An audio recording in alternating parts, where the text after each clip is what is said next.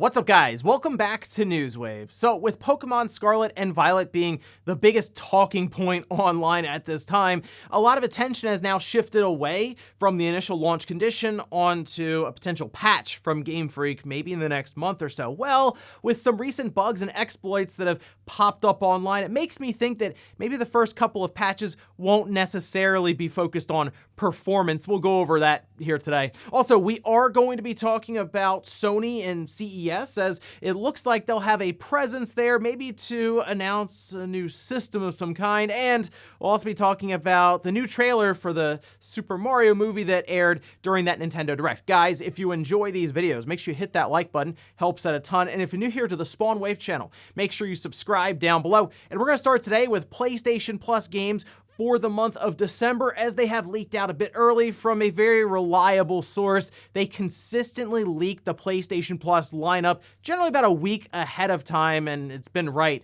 essentially every single time. We can see this posted up by D Labs.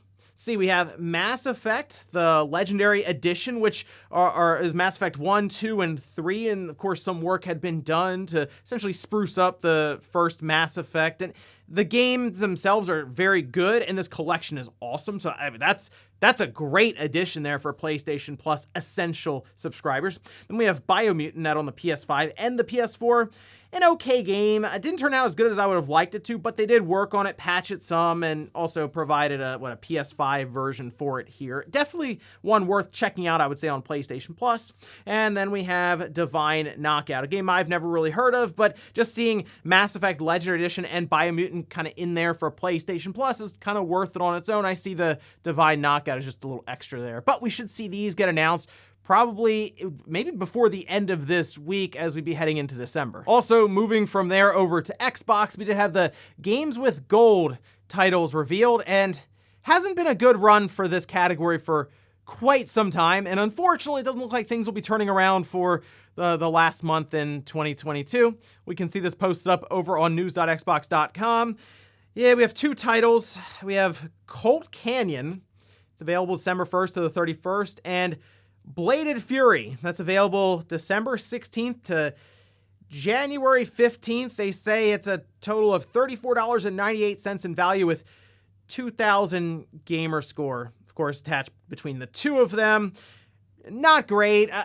I'm hoping Microsoft has something planned for Games with Gold heading into 2023, because this obviously has not been a good value for people who are subscribed to the $60 subscription from Microsoft, especially when you look across the field and you see Sony over there with PlayStation Plus doing things like Mass Effect Legendary Edition and Biomutant in the same month for the same price of $60 per year. So we'll see if Microsoft has plans around this going into the new year, or maybe they're thinking about just getting rid of Xbox Live Games with Gold completely. Oh, and we do have Callisto Protocol, of course, coming out the end of this week, and it appears the game's already leaked early and seems to be from Walmart, is what a lot of people are saying, finding it just available in store behind the glass, and it seems like it's actually going through the register and being sold without any issues. And in fact, hours of gameplay had been posted up online early. So I'm bringing this up obviously for reasons of spoilers, since people have been waiting for Callisto Protocol to come out for quite some time. And while this is a new intellectual property, so there aren't necessarily characters or storylines already in place that could be spoiled just by seeing screenshots and stuff, just making you aware that yes, the game appears to have leaked early, and in fact, it's even being posted up already. And guys, with some of the quick news out of the way, let's get into the bigger stuff. Let's start right away with Pokemon Scarlet and Violet. It's been coming up quite a bit, and it makes sense considering a ton of people have already bought this game, with over 10 million copies sold in the first 3 days, and I'm sure several more copies have sold since then. But obviously there's been a lot of conversation around the state of these games when they launch, with poor frame rates, visuals, and bugs, glitches being cataloged all over the internet, which has led many people to wonder, when is a patch coming and what's going to be in those patch notes when they finally release it? Well, there are some other types of bugs that are popping up now and really being passed around that have to do more along the exploit side, that can do quite a bit that I'm sure Game Freak is not very excited to hear. For example, we can see this posted up over on Polygon, who spent some time and even tested out some of these different glitches that has to do with duplication. So you can duplicate your Pokemon and you can duplicate your items. Yeah, you kind of see why that might be a problem in Pokemon, considering this works into even your legendary Pokemon, for example, Miraidon, that you may have, where you can duplicate that Pokemon, and it actually might break the game, as people have cataloged already. But the idea here is being able to send Miraidon to your box, your Pokemon box, which is not possible. However, you can trick the game into doing that, and then it will not only duplicate Miraidon, but also an item that they're holding. You can even take a look around and find shiny spots on the ground, and using your picnic table, duplicate whatever item is there over and over and over again. It's kind of a random luck of the draw thing, whatever would be there, but you can sort of see how these types of things would be catching Game Freak's attention over anything else. And then you hear how, oh, wow, you can duplicate shiny Pokemon over and over again once you find one out in the wild. And this particular glitch appears to be the result of the open world and the fact that you can just walk into certain towns without there being a loading screen or a door or anything there. In this case, Austin John does show this off on his channel, which he's the Pokemon guy for all these new releases and someone you want to check out, especially for tips and tricks and all kinds of stuff there. But in this case, if you spot a shiny Pokemon out in the wild, you catch the Pokemon, you would then run back to a town, basically in a straight line, and then you would save, close the game down, reopen the game, and go back out to that same spot, and that same shiny Pokemon will be there, which means, yes, you can keep catching a shiny Pokemon of that variant over and over and over again. And this is all stuff that plays into the end game that clearly is what Game Freak has set up that would be accruing the most hours over time, especially when it comes to collecting shiny Pokemon and filling out your Pokedex. In this instance, you can technically gather a bunch of one shiny Pokemon, or multiples if you find them, and then trade them back and forth for other shiny Pokemon that people have come across and also worked to duplicate. And then obviously with items, I mean, think about back in the day. It's always been a thing in Pokemon, really, since I can remember with Blue and Red, where you would run into missing number and you would have 99 rare candies and just force feed them to some poor Pokemon to get them to level 100. But with Game Freak's concern around something as simple as cloud saves potentially damaging the integrity of the Pokemon games that they were releasing on the Nintendo Switch platform, it wouldn't shock me to think that right now, the performance aspect of these games, and even some of the more, I'll say, superficial glitches like eyes popping out of characters' heads, would be lower on the list of priorities, and working these issues out that are more exploits of the game and could affect the overall longevity of it would be the top focus. So I'm saying this now just in case people get their hopes up for that initial 1, 2, or even 3 patches.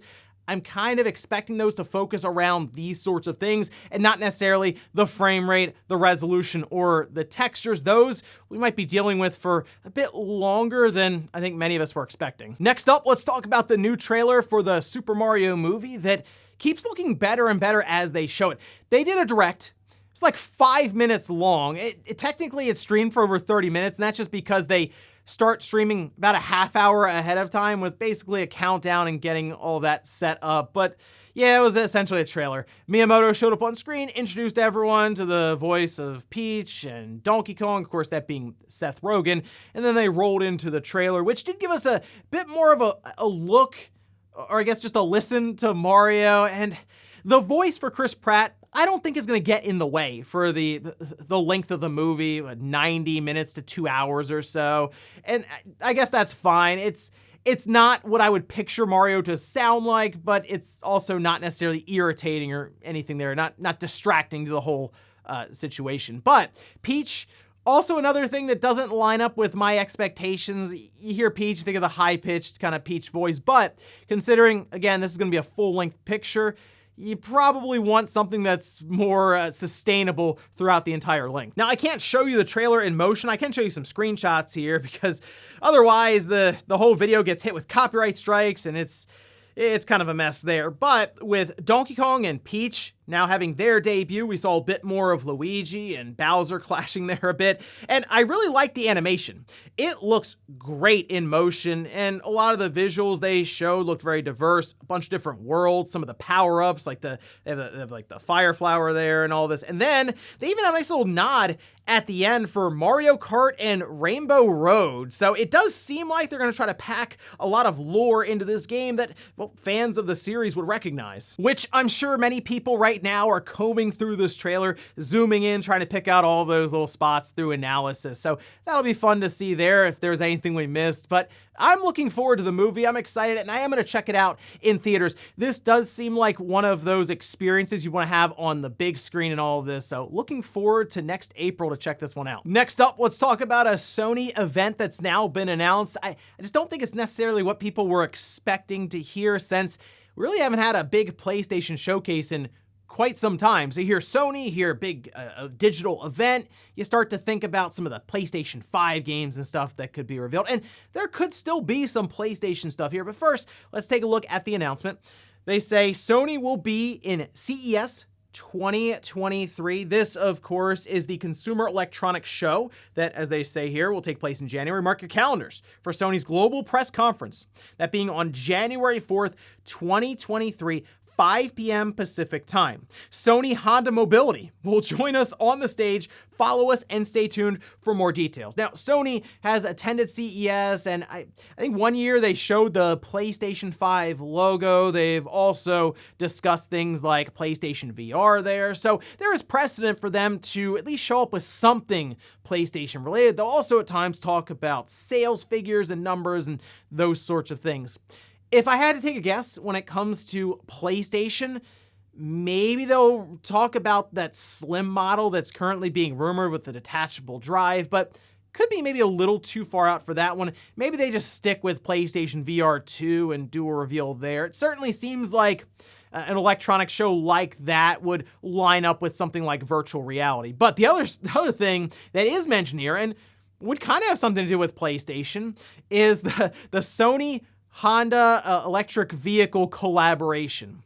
Yes, there will be some sort of Sony car. They're collaborating with Honda to create one of these things. And if you remember, there was a press release pretty recently that talked about the idea of having a PlayStation 5 in one of these cars. And at CES, you show a lot of forward-thinking ideas and products that won't necessarily appear on store shelves, or in this case, in car lots, for a couple of years. And in this case, they had mentioned 2025 being when they'd look to do pre-orders and start to roll some of these out of the factory. Now, you'll also see TVs, cameras, and other things from Sony at this event, but I am crossing my fingers to see something from PlayStation, because for anything meaningful from them, it has been a while, right? And that's kind of what we're all waiting for, is when is Sony gonna really get moving here for next year? As we know, Spider-Man 2 is going to be there. We had the Tokyo Game Show State of Play, but I think people are waiting to hear more from Sony when it comes to their first-party games. But we'll see what they have for us in the first week of January at CES. Maybe that PlayStation 5 Slim, maybe PSVR 2, maybe a PlayStation car. We'll see. And in our last bit of news, let's talk about Microsoft and a possible revamp for their achievement system. And this is something I see people call for from time to time, and it seems that Sony has already made the push to do so with something like PlayStation Stars, which is just a new loyalty program for customers to sort of build on top of their trophy system. And these are basically programs that work to keep people within an ecosystem or playing on a platform. Remember, that's the big measure right now for all of these different companies, Nintendo, Sony, and Microsoft. Monthly active users, they talk about it consistently with their investors because it's very important. While money, obviously, is the big driving force here, time is the other one. Well, we can see this posted up over on Windows Central from Jez Corden, who says, exclusive, a new Xbox achievement system with PS4-like medals was pitched at a Microsoft hackathon. Now, the hackathon, it's an annual event for Microsoft where developers, designers, programmers, they all get together and they essentially compete and they present different products that potentially could come out in the future. And this is a great way, obviously, for Microsoft to try to get some of the juices flowing, get some new ideas in the building, and see what people can just come up with here. Well, one of them was labeled Xbox Achievements 3.0, and instead of trophies, it would award medals. Now, Jez Corden did have some pictures that were posted up, just kind of showing the concept itself and what it could look like, and you can see some of the medals here, and one aspect that was mentioned seems to fall more in line with a system-level achievement system. All right, so you have your achievements in-game, right? They'll add up to 1,000 gamer score or something if you 100% the game. But outside of that, let's say you play 100 games on Game Pass in your overall Xbox career, right? You would get a medal of some sort. Or maybe you're really good at certain games online. Maybe you're really good at Halo and you've played all the different Halo games. You get a medal for that. And there are a lot of aspects just that can exist outside of a game, especially since Microsoft is really big when it comes to their Game Pass service and getting you to try out all different kinds of titles. And publishers and developers like that as well. They like people being driven to their games, even if it's for some sort of superficial medal. Just getting you into their game is half the battle. And while I'm not a big achievement hunter or trophy hunter or anything like that, I do still think it's interesting and fun to have these sorts of programs that would evolve over time, but for the most part, achievements have been pretty stagnant for a while. Like it still works the same way that I remember from the Xbox 360 days for the most part. And at least I guess on Sony's side with PlayStation Stars, they are attempting to evolve it somewhat. It just hasn't been a very meaningful evolution, at least not yet with these digital collectibles. But let me know what you think about the idea of the Xbox Achievement 3.0 system with medals that would apply to not only games, but even system level features. And before we go to the comment of the day, we're gonna take a look at the poll that I posted up yesterday. We're asked, do you currently have Xbox Live Gold? 8% said yes, I need it to play online.